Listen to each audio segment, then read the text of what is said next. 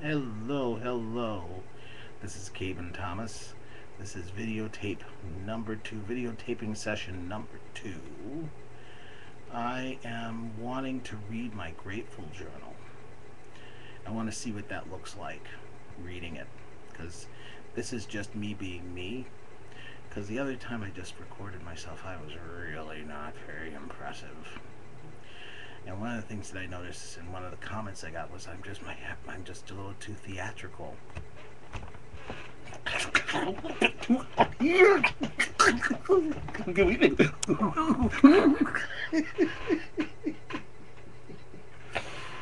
I'm just too out of control, baby.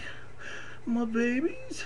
So anyway, I'm gonna read my Grateful Journal, see what that looks like, and I'm just gonna do a lot of this. And people want to look at it, great, and people who don't. If you want to look at it and comment, great. And if you don't, you don't. If you want to look at it and go, God, man, this guy has just lost it.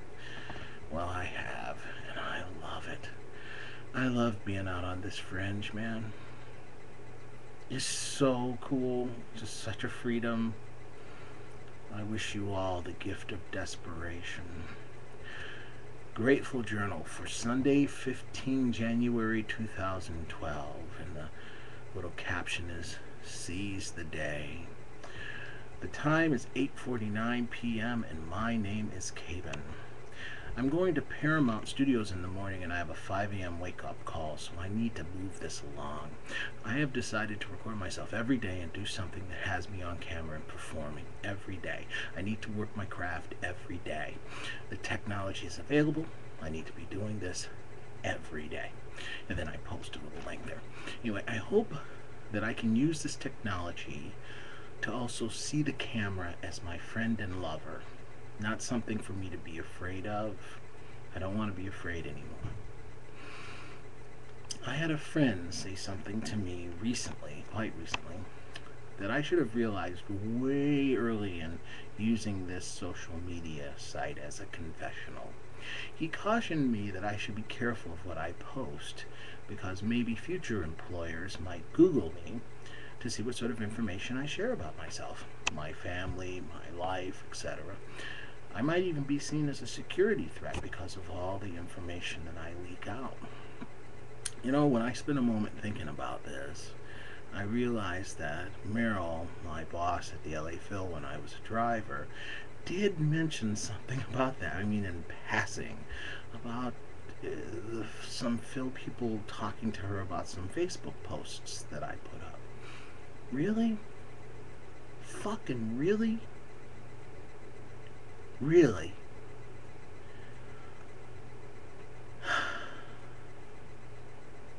My friend was just being a good friend. I was worried that I might be shooting myself in the foot with future opportunities. My response is this. I am approaching freedom. In some ways, I'm already there. I've lost everything, and boy, oh boy, when you've lost everything, you got nothing to lose.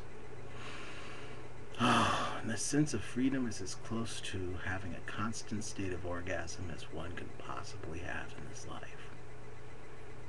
I know that most likely, unless I hit it big, the best job I will qualify for will be an $8 an hour usher gig, if that. Nothing beyond $8 an hour. Nothing of any import or influence. I'm at the juncture right now that either I'm going to hit it big or I'm just going to live in complete obscurity.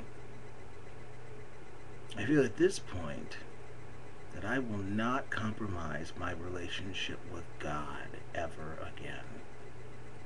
I feel at this point, as long as I have God this close to me right now in my life, I'm going to be just fine at $8 an hour or $8 million. Whatever. I feel that at this point in my life, that I am in the desert, and I want every swinging Jack and Jill to experience this life I'm leading, as much of it or as little of it as they want. And if there are future employers looking at this Grateful Journal and seeing me rip open my veins and share the most intimate details.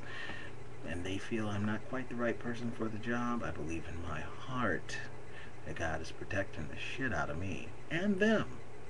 So nobody's hamstrung. Man's rejection is God's protection. I had a friend Noel tell me that once. Man's rejection is God's protection. Let me say it one more time for the cheap seats. Man's rejection is God's protection. Me likey. I also believe that God brings people into our lives like angels to help us guide us along our way. I believe my friend was one of those angels. I believe he was very concerned about me never working a decent job again, or maybe not having the opportunity to talk to people of substance, to pitch my ideas and dreams, and because of what I've said on this easily viewable social media platform. To that comment I say, thank you for the suggestion. I gots to keep on stepping. I will listen to my God, and then to my instincts, and then to my friends. And if ever in conflict, I'm just going to go with God. I know for a fact, I've lost hundreds of Facebook friends for the stuff that I've said on this site. And I'm sure some of the reason I've not been able to find a gig, some of it might be because when I've applied, employers have looked, they've stalked their Facebook employees. To this I say again, man's rejection is God's protection. There's a reason I'm not getting those gigs. There's a reason I'm losing those friends. They don't need me, and I don't need them. We've run our path, now it's on to other things, right? I mean, that's how it works. Does it hurt? Shit, yes it hurts, but that's all good. At this point in my life, I have to say, I just don't care about being normal anymore. You know what I care about? You know what I really care about? Like right now, 2012, 15th of January 2012. Here's what I worry about. I worry about, or what I care about, not worry, what I care about, what means a lot to me. Staying sober, working on my recovery, losing 150 pounds, getting closer and closer and closer every day to God, because that's the one thing that will never let me down, ever. Never done it. Never done it. Never will do it. Can't happen. Care about becoming a person who says what I mean and mean what I say. I care about practicing my tuba and doing my affirmations every day. Every day. Because my affirmations while I'm playing tuba has been unbelievable. It's like sex. It's unbelievable. It feels so good to play my horn and then to say an affirmation. I am becoming confident. Wonk. I am losing weight. Wonk.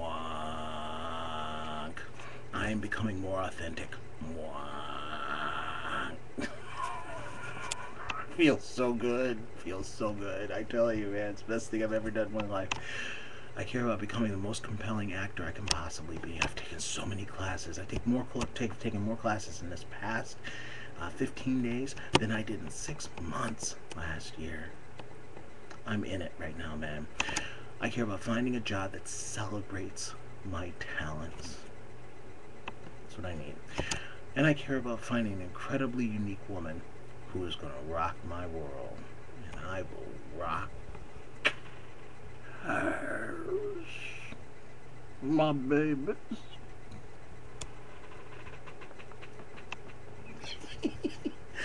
Now, to be honest, the woman thing, not that high on the list. Though I talk about it all the time. I don't know what's that. I'm okay with being alone for the rest of my life. Look at me, look at me. I am. I think that might be really good for me. All things considered. My mom was, I can do it. I think that being alone terrifies most everybody. A whole lot of people, it terrifies them. And I'm not afraid of that. I seem to really enjoy being alone. I don't know what that's all about. But I seem to like it. It's interesting, huh? I never thought that would be the case, but isn't that fucking interesting? Now I think about it. Anyway, it's 10 p.m. I don't have time to talk about the play blank I saw at the Whitefire Saturday evening, nor do I have to have a chance to talk about the workshop that I did with Mike Page in the afternoon. Two extraordinary things that I had an opportunity to do. But I'll have 12 hours on the Paramount lot, and I'll get a chance to talk about it then. So, let's call it quits. Lovers to bed. It's almost fairy time. Have a good night. See you tomorrow. See what that looks like, huh?